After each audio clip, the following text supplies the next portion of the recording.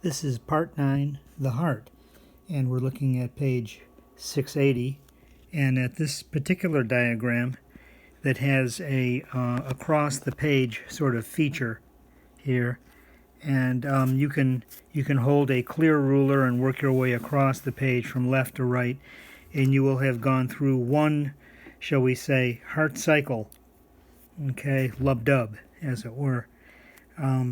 In fact, you can see the heart sounds at the very top up here. Here is our lub-dub. Here is our PQRS-T wave. So P, we have the contraction of the atrium. QRS-T is the electrification or depolarization that causes this area right here to have contraction. You see the pressure going up. And then once that relaxes, we have the T wave, which is a repolarization, and the pressure comes down. Over here, you're seeing we have the electrocardiogram. Here we have heart sounds.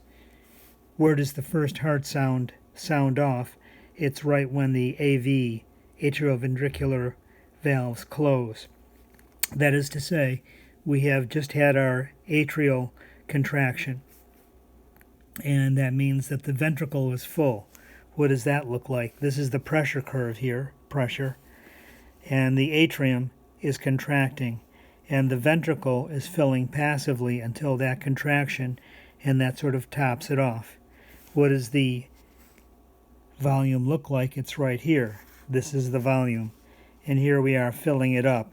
You'll notice that I have a little marker here, EDV, with the notation regulatory point, and we're going to have to meditate on that because this is actually the regulatory point called the Frank-Starling Law of the heart, in which the higher the venous return, the greater the venous return, or that is to say the greater the filling of this ventricle, then there's going to be more force and more output from the heart. There's going to be a greater stroke volume.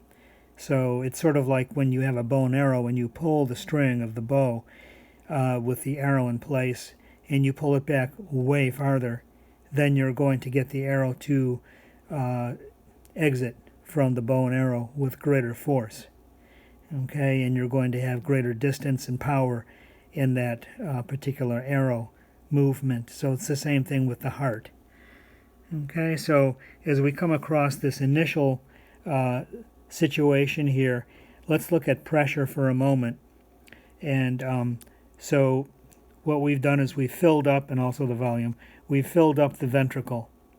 Okay, and then you'll notice that the volume doesn't change across this column right here, which has sort of a caramel color to it. Okay, but there's a big change in pressure. There's a very steep change in pressure. So let's see what's going on here. Suddenly, the pressure is going from greater in the atrium to suddenly it becomes greater in the ventricle. That has consequences. That means the valves that open and close by pressure at this point are going to close. We're going to have the AV, specifically the AV valves, closing. Okay, and that's because the ventricle pressure is greater than the atrial pressure. And the pressure continues to build until finally the ventricular pressure is greater than the arterial pressure in the aorta. Okay, so this right here is the aorta.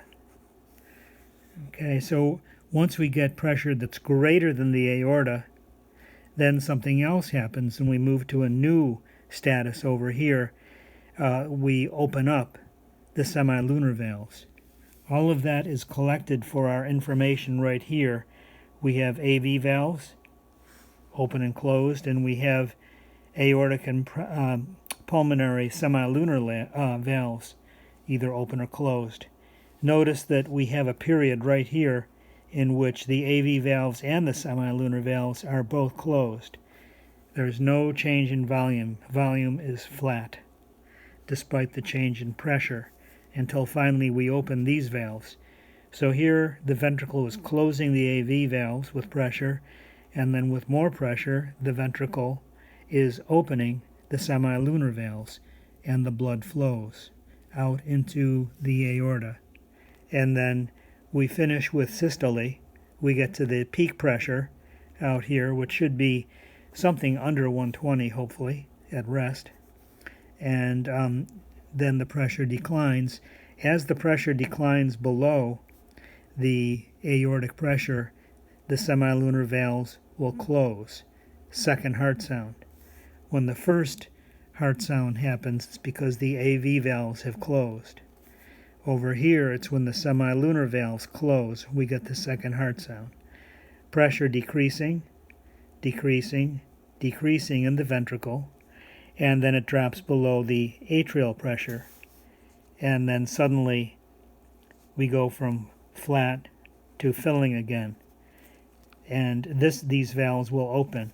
So here you can see the AV valves have opened down here. And notice that this is the stroke volume. So when we go from this opening of the semilunar valves to here the closure of the semilunar valves, that expresses stroke volume from the ventricle. The greater the EDV, the greater the stroke volume, and also the greater what we call contractility of the heart, force of the heart. So these are things, we can go over this several times. You can go over it several times when you are at home with your diagrams here, and you can see where is the blood and what's happening based on this diagram. Once you have this diagram firmly implanted, then you get to this next page on 682, and you begin to diagnose preload degree of stretch of heart muscle. Preload is how much have you pulled the string on your bow to move the arrow.